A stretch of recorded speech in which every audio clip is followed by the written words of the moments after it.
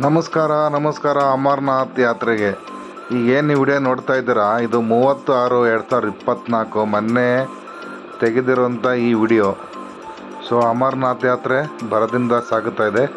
So ಈ ವರ್ಷ ಏನು ನೀವು ನೋಡ್ತಾ ಇದ್ದೀರಾ, ಗುಫಾ ಪಕ್ಕದಲ್ಲಿ ಯಾವುದೇ ಥರ ಸ್ಟೇ ಆಗಲಿಕ್ಕೆ ವ್ಯವಸ್ಥೆ ಮಾಡಿಲ್ಲ. ಕಾರಣ ಇಷ್ಟೇ, ಹೋದ ವರ್ಷ 2023 ಒಂದು ಅವಘಡ ನಡೀತು. ಅದೇ ಕಾರಣಾಂತರದಿಂದ ಅಲ್ಲಿ ಸ್ಟೇ ಮಾಡಲಿಕ್ಕೆ ಯಾವುದೇ ಥರ ವ್ಯವಸ್ಥೆ ಮಾಡಿಲ್ಲ. ನೀವು ಪೂಜೆ ಮುಗಿಸ್ಕೊಂಡು ಸ್ವಲ್ಪ ಕೆಳಗಡೆ ಬಂದೆ, ಪಂಚತರಣಿ ಅಂತ ಇದೆ, ಅಲ್ಲಿ ಬೇಸ್ ಕ್ಯಾಂಪಲ್ಲಿ ಆಲ್ಟ್ ಆಗಿ ಮತ್ತೆ ಮಾರನೇ ದಿನ ನೀವು ಟ್ರ್ಯಾಕ್ ಮಾಡ್ಕೊಂಡು ಬಾಲ್ತಾಲ್ ಮುಖಾಂತರ ಕೆಳಗಡೆ ಬರಬೇಕಾಗ್ತದೆ. ಸೊ ಯಾವುದೇ ಥರ ಗುಫಾ ದೇವಸ್ಥಾನ ಹತ್ರ ನೀವು ಸ್ಟೇ ಆಗಲಿಕ್ಕೆ ಯಾವುದೇ ಥರ ವ್ಯವಸ್ಥೆ ಈ ವರ್ಷ ಮಾಡಿಲ್ಲ. ಮತ್ತು ನಿಮ್ಮ ಲಗೇಜ್ ಇಲ್ಲಿ ಏನು ಕಾಣಿಸ್ತಾ ಇದೆ ಈ ರೂಮಲ್ಲಿ ನಿಮ್ಮ ಮೊಬೈಲು ಲಗೇಜನ್ನು ಇಟ್ಟು ಮತ್ತೆ ನೀವು ದರ್ಶನಕ್ಕೆ ಇಲ್ಲಿ ಗುಫಾದೊಳಗಡೆ ಹೋಗ್ಬೇಕಾಗ್ತದೆ. ಇಲ್ಲಿ ಮೊಬೈಲ್ ತಗೊಂಡು ಹೋಗೋಕ್ಕೆ ಅಲೌಟ್ ಇಲ್ಲ ಒಳಗಡೆ. ಸೊ ನೀವು ಇಲ್ಲೇ free of cost clock room ಇದೆ, ಪ್ರತಿಯೊಂದು ನಿಮ್ಮ ಬ್ಯಾಗ್ ಇರ್ಬೋದು ಅಥವಾ ಮೊಬೈಲ್ನೆಲ್ಲ ಜಮಾ ಮಾಡಿ ಮತ್ತು ಪೂಜೆ ಮುಗಿಸ್ಕೊಂಡು ಬರ್ಬೇಕಾದ್ರೆ ನಿಮಗೆ ವಾಪಸ್ ಕೊಡ್ತಾರೆ. ಇದು ಪ್ರಸಾದ ನೋಡ್ತಾ ಇದ್ದೀರಲ್ಲ, ಇದು ಸಹ ಅಲ್ಲೇ ಫ್ರೀಯಾಗಿ ಪೂಜೆ ಮುಗಿಸ್ಕೊಂಡು ಬರ್ಬೇಕಾದ್ರೆ ಇದು ಫ್ರೀಯಾಗಿ ಕೊಡ್ತಾರೆ.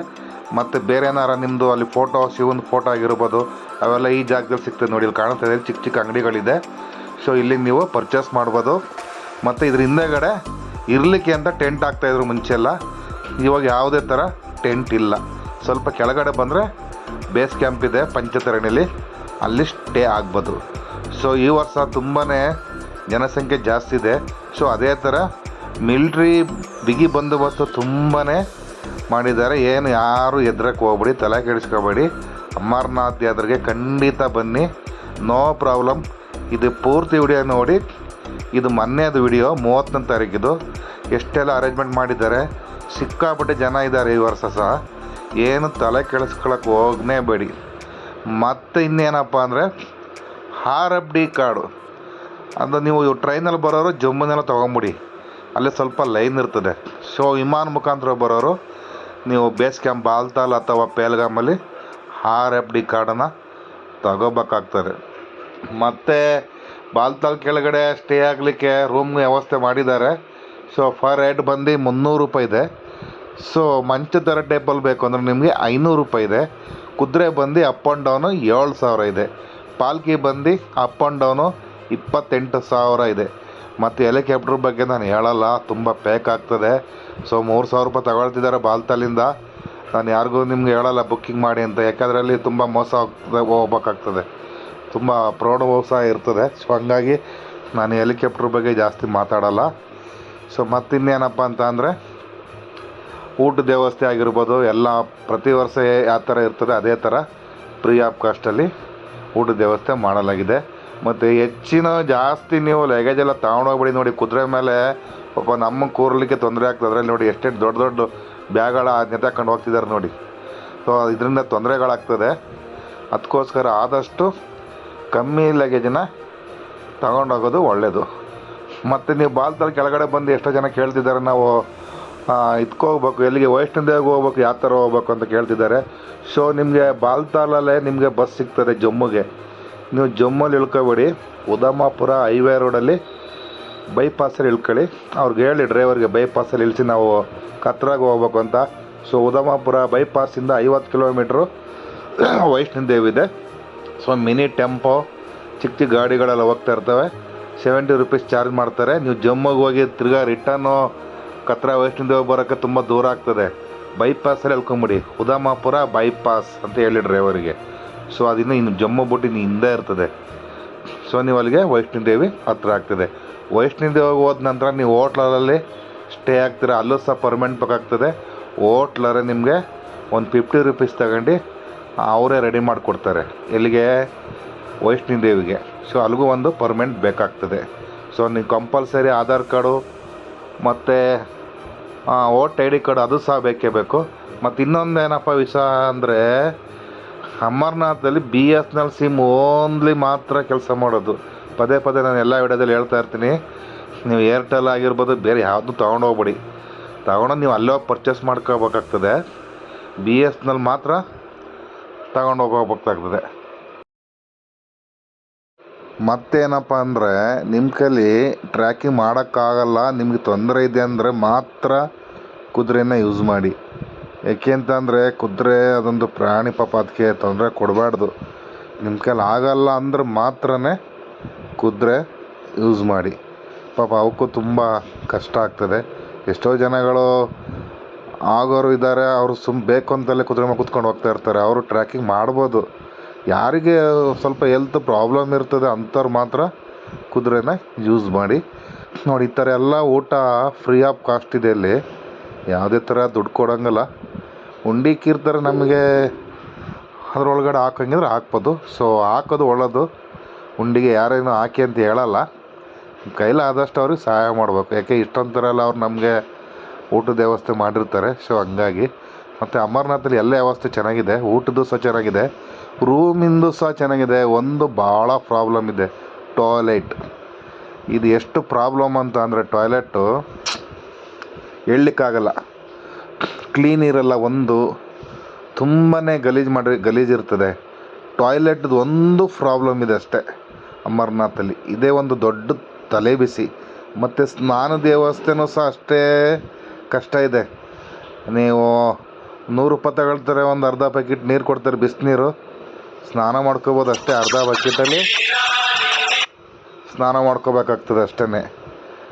ಮತ್ತು ಊಟದೆಲ್ಲ ಮತ್ತೇನಪ್ಪ ಅಂದರೆ ಅಮರ್ನಾಥ್ ಯಾತ್ರೆ ಎಲ್ಲ ಕಂಪ್ಲೀಟ್ ಆದ ನಂತರ ಈ ಬಾಲ್ತಾಲ್ ಮುಖಾಂತರ ಬರ್ತಾರಲ್ಲ.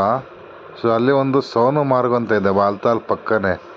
ಅಲ್ಲೊಂದು ಶೂಟಿಂಗ್ ಪಾಯಿಂಟ್ ಅಂತ ಇದೆ, ಅಲ್ಲಿ ವಿಸಿಟ್ ಮಾಡಿ. ತುಂಬ ಸ್ನೋ ಸಹ ನಾವು ನೋಡ್ಬೋದು ನೀವು ಅಲ್ಲಿ. ಒಳ್ಳೆ ಚೆನ್ನಾಗಿರ್ತದೆ ಜಾಗ. ಸೋನುಮಾರ್ಗ್ ಬಸ್ ಸ್ಟಾಪಿಂದ ಕುದುರೆ ಮೇಲೆ ಹೋಗ್ಬೇಕಾಗ್ತದೆ. ಕುದುರೆಯವರು ಬಂದು ಒಂದು 800, 1000, 1200 ರೂಪಾಯಿ ತೊಗೊಳ್ತಾರೆ ಅಪ್ ಆ್ಯಂಡ್ ಡೌನು. ಸೊ ಅಲ್ಲೆಲ್ಲ ಸುತ್ತಾಡಿಸಿ ಶೂಟಿಂಗ್ ಪಾಯಿಂಟ್ ಏನಿದೆ ಮತ್ತು ಸ್ನೋ ಇರೋ ಜಾಗ ಎಲ್ಲ ಕರ್ಕೊಂಡೋಗಿ ಮತ್ತೆ ಸೋನುಮಾರ್ಗ್ಗೆ ಕರ್ಕೊಂಬಂದು ಬಿಡ್ತಾರೆ. ಸೋನುಮಾರ್ಗದಲ್ಲಿ ನೀವು ಒಂದು ನೈಟು ಸ್ಟೇ ಆಗಿ, ಯಾಕೆ ತುಂಬ ಚೆನ್ನಾಗಿದೆ. ಸ್ವರ್ಗ ಯಾವ ಥರ ಇದೆ, ಅದು ಸ್ವರ್ಗಕ್ಕಿಂತ ಹೆಚ್ಚಾಗಿದೆ ಸೋನುಮಾರ್ಗ್. ಅಲ್ಲಿ ಹೋಟೆಲ್ಗಳೆಲ್ಲ ಸಿಗ್ತದೆ. ಹೋಟೆಲ್ ಬಂದು ನಿಮಗೆ 1500 ಸ್ಟಾರ್ಟ್ ಆಗ್ತದೆ. 1,500, 3, 5 ಹಿಂಗೆಲ್ಲ ಹೋಗ್ತದೆ. ತುಂಬ ವೆದರು ಸಹ ಚೆನ್ನಾಗಿರ್ತದೆ ಅಲ್ಲಿ. ಅಲ್ಲಿ ಒಂದು ರಾತ್ರಿ ನೀವು ಸ್ಟೇ ಆಗೋದು ತುಂಬ ಒಳ್ಳೆಯದು. ಆ ಥರ ಚಾನ್ಸ್ ಜೀವನದಲ್ಲಿ ಸಿಗೋಲ್ಲ ಸೋನುಮಾರ್ಗು. ಸೊ ತುಂಬಾ ಹೋಟೆಲ್ಗಳಿದೆ, ಆನ್ಲೈನ್ ಆಫ್ಲೈನ್ ಎರಡೂ ಸಹ ಬುಕ್ಕಿಂಗ್ ಮಾಡ್ಕೋಬೋದು. ಆ ಥರ ಏನು ಆನ್ಲೈನ್ ಮಾಡಬೇಕಂತ ಅವಶ್ಯಕತೆ ಏನಿಲ್ಲ. ಸೊ ಡೈರೆಕ್ಟ್ಲಿ ತುಂಬಾ ಹೋಟೆಲ್ ಇದೆ. ಮತ್ತು ಅದು ಬಿಟ್ಟರೆ ಬಾಲ್ತಾಲಲ್ಲಿ ಹೆಲಿಕಾಪ್ಟ್ರು ನಿಂತ್ಕೋತಾವಲ್ಲ, ಆ ಜಾಗದಲ್ಲೂ ಸಹ ರೂಮ್ಗಳು ಸಿಗ್ತವೆ. ಅಲ್ಲೂ ಸಹ ನೀವು ಒಂದು ನೈಟ್ ಸ್ಟೇ ಆಗ್ಬೋದು, ತುಂಬ ಚೆನ್ನಾಗಿರ್ತದೆ.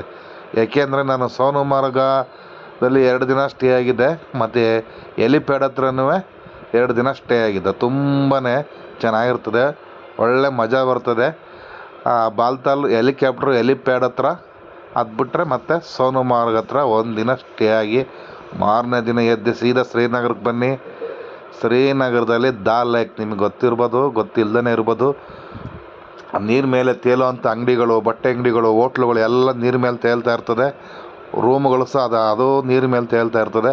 ಅಲ್ಲೂ ಸಹ ರೂಮ್ ಮಾಡ್ಕೊಳ್ಳಿ. 1500 2000 ಹೀಗೆಲ್ಲ ರೂಮ್ಗಳು ಸಿಗ್ತದೆ. ಮತ್ತು ಶಿಕಾರಿ ರೈಡ್ ಮಾಡಿಸ್ತಾರೆ, ಅದೊಂದು 500 ರೂಪಾಯಿ ತಗೊಳ್ತಾರೆ. ಶಿಕಾರಿ ರೈಡ್ ಅಂದರೆ ದಾಲ್ ಲೇಕೆಲ್ಲ ಫುಲ್ಲು ರೌಂಡ್ ಹಾಕ್ಕೊಂಡು ಕರ್ಕೊಂಬಂದು ನೀವು ಇರೋಂಥ ಹೋಟೆಲ್ ಹತ್ರ ಬಿಡ್ತಾರೆ. ಅದು ಹೋಟೆಲು ಸಹ ನೀರು ಮೇಲೆ ತೇಲಾಡ್ತಾ ಇರ್ತದೆ. ಅದಾದ ನಂತರ ಅಲ್ಲಿಂದ ನೀವು ನೆಕ್ಸ್ಟು ಗುಲ್ಮಾರ್ಗ್. ಅದು ತುಂಬಾ ಚೆನ್ನಾಗಿದೆ, ಸೂಪರಾಗಿರೋಂಥ ಸ್ಥಳ ಅದು. ಗುಲ್ಮಾರ್ಗಲ್ಲಿ ಸಹ ನೀವು ಹೋಗಿ ಕೇಬಲ್ ರೈಡ್ ಮಾಡ್ಬೋದು. ಮತ್ತು ತುಂಬಾ ಅಲ್ಲಿ ಆಟ ಆಡೋವಂಥದ್ದು ಚೆನ್ನಾಗಿದೆ ಅಲ್ಲಿ. ಗುಲ್ಮಾರ್ಗ್ ವಿಸಿಟ್ ಕೊಡಿ. ಸೊ ಅದಾದ ನಂತರ ಇನ್ನು ಕಾಶ್ಮೀರದಲ್ಲಿ ಇನ್ನೂ ನಮ್ಮ ಕಾಶ್ಮೀರ್ ಸಿಟಿ ಏನು ಜಮ್ಮು ಕಾಶ್ಮೀರದ ಏನು ಕ್ಯಾಪಿಟಲ್ ಸಿಟಿ ಇದೆ ಶ್ರೀನಗರ ಎಲ್ಲ ಫುಲ್ ರೌಂಡ್ ಹಾಕಿ ಅಲ್ಲಿ ಕಲ್ಚರ್ ಆಗಿರ್ಬೋದು, ಅಲ್ಲಿ ಮನೆಗಳಾಗಿರ್ಬೋದು, ಅಲ್ಲಿ ಜನ ವಸತಿ ಹೇಗಿದೆ ಅವೆಲ್ಲ ನೀವು ನೋಡ್ಬೋದು. ಶ್ರೀನಗರದಲ್ಲಿ ಲಾಲ್ ಚೌಕ್ ಅಂತ ಇದೆ, ಅದೆಲ್ಲ ನಾವು ವಿಸಿಟ್ ಮಾಡಿ. ಶ್ರೀನಗರದಲ್ಲಿ ಏನು ಯಾವುದೇ ಥರ ಊಟದಾಗಲಿ ರೂಮಿಂದೇ ಆಗಲಿ ಯಾವುದೇ ಥರ ಕಾಸ್ಟ್ಲಿ ಇಲ್ಲ. ಉದಾಹರಣೆಗೆ ಹೇಳ್ಬೇಕು ಅಂತಂದರೆ ನಿಮಗೆ 70-80 ರೂಪಾಯಿ ಊಟ ಸಿಕ್ಬಿಡ್ತದಲ್ಲಿ ಇಲ್ಲಿ ಶ್ರೀನಗರದಲ್ಲಿ. ಸೊ ಹಂಗಾಗಿ ಅಲ್ಲಿ ಯಾವುದೇ ಥರ ಕಾಶ್ಮೀರದಲ್ಲಿ ನೀವು ಎಲ್ಲವರು ಏನು ಅಂಥದ್ದೇನು ಕಾಸ್ಟ್ಲಿ ಇಲ್ಲ. ನಮ್ಮ ಕರ್ನಾಟಕದಿಂದ ಇನ್ನೂ ಕಮ್ಮಿಲೇ ಹೇಳ್ಬೇಕು ಅಂತಂದರೆ. ಅಷ್ಟು ಒಂದು ಕಡಿಮೆ ಬಜೆಟ್ನಲ್ಲಿ ನೀವು ಅಲ್ಲಿ ಕಾಶ್ಮೀರ ಎಲ್ಲ ಸುತ್ತಾಡ್ಬೋದು. ಕಾರ್ ಹೈರ್ ಮಾಡಿ ಕಾರ್ ಮುಖಾಂತರ ಅವ್ರು ಕರ್ಕೊಂಡು ಹೋಗ್ತಾರೆ. ಎಲ್ಲೆಲ್ಲಿ ಪ್ಲೇಸ್ಗಳಿದೆ ಚೆನ್ನಾಗಿರೋದು ನೋಡ್ಬೋದು. ಯಾಕೆಂದರೆ ಜೀವನದಲ್ಲಿ ದುಡಿಮೆ ಮಾಡೋದು ಇದ್ದೇ ಇದೆ. ಈ ಥರ ಎಲ್ಲ ರೌಂಡ್ ಹಾಕ್ಬೇಕು. ಅದು ಹೇಳಿ ಕೇಳಿ ಕಾಶ್ಮೀರ ಕೇಳೋಂಗಿಲ್ಲ. ಅದರಲ್ಲೂ ಅಮರ್ನಾಥ್ ಯಾತ್ರೆ ಅಂದರೆ ಅದೊಂಥರ ಹೇಳಲಿಕ್ಕೆ ಬರೋದಿಲ್ಲ ಅಂಥದ್ದೊಂದು ಯಾತ್ರೆ ಇದು. ಈ ಪ್ರಪಂಚದಲ್ಲಿ ಯಾವುದೇ ಥರ ಇಷ್ಟು ಕಠಿಣವಾದ ಯಾತ್ರೆ ಇಲ್ಲ. ಈ ಯಾತ್ರೆಯನ್ನು ಮುಗಿಸ್ಬೇಕು ಒಬ್ಬ ಮಾನವವಾಗಿ ಈ ಭೂಮಿ ಮೇಲೆ ಬಂದಮೇಲೆ. ಆವಾಗಲೇ ಮನಸ್ಸಿಗೆ ತೃಪ್ತಿ. ಯಾಕೆಂದ್ರೆ ನಾವು ಎಷ್ಟೋ ಶಿವನ ದೇವಸ್ಥಾನ ನೋಡಿದ್ದೀವಿ, ಅವೆಲ್ಲ ಬ್ರಾಂಚಸ್ಗಳು. ಇಲ್ದು ಬಂದು ಅಮರ್ನಾಥ್ ಬಂದು ಹೆಡ್ ಆಫೀಸ್. ಯಾಕೆ ಇದು ಯಾರು ಮಾನವ ನಿರ್ಮಾಣ ಮಾಡಿಲ್ಲ ಈ ದೇವಸ್ಥಾನ. ತನಗೆ ಬಂದು 1.5 ತಿಂಗಳು ಹೊಂಟೋಗ್ತದೆ. ಸೊ ಹಂಗಾಗಿ ಇದು ಭಾಳ ಪವಿತ್ರವಾದ ಜಾಗ. ಅಂತಿಂಥ ಪವಿತ್ರವಾದ ಜಾಗ ಅಲ್ಲ, ತುಂಬಾ ಪವಿತ್ರ ಜಾಗ ಇದು. ಅದಕ್ಕೋಸ್ಕರ ಇಲ್ಲಿಗೆ ಪ್ರತಿಯೊಬ್ಬರು ಅಮರನಾಥ್ ಯಾತ್ರೆ ಕೈಗೊಳ್ಳಬೇಕು ಅಂತ ನಮ್ಮ ವಿನಂತಿ. ಸೊ ಇಷ್ಟೇ. ನೆಕ್ಸ್ಟ್ ವಿಡಿಯೋಗಳು ನೋಡ್ತೀನಿ, ಯಾವ ಥರ ಅಲ್ಲಿ ನಡೀತಾ ಇರ್ತದೆ ಅದನ್ನು ನಾನು ಅಪ್ಲೋಡ್ ಮಾಡ್ತಾ ಇರ್ತೀನಿ. ನಮ್ಮ ಚಾನಲ್ಗೆ ಸಬ್ಸ್ಕ್ರೈಬ್ ಮಾಡಿ, ಲೈಕ್ ಮಾಡಿದ್ರು ಪರವಾಗಿಲ್ಲ ಸಬ್ಸ್ಕ್ರೈಬ್ ಮಾಡಿ. ಯಾಕೆಂದರೆ ನಾನು ಅಮರ್ನಾಥ್ ಬಗ್ಗೆನೇ ನಾನು ವಿಡಿಯೋ ಮಾಡೋದು, ಬೇರೆ ಯಾವುದೇ ರೀತಿ ಮಾಡಲ್ಲ. ಸೊ ಹಂಗಾಗಿ ಸಬ್ಸ್ಕ್ರೈಬ್ ಮಾಡಿ. ಹೆಚ್ಚಿನ ಮಾಹಿತಿ ನನ್ನ ನಂಬರ್ ಇದ್ದೇ ಇರ್ತದೆ ಇದರಲ್ಲಿ ಯೂಟ್ಯೂಬಲ್ಲಿ. ಕಾಲ್ ಮಾಡಿ. ಬಾಯ್ ಬಾಯ್.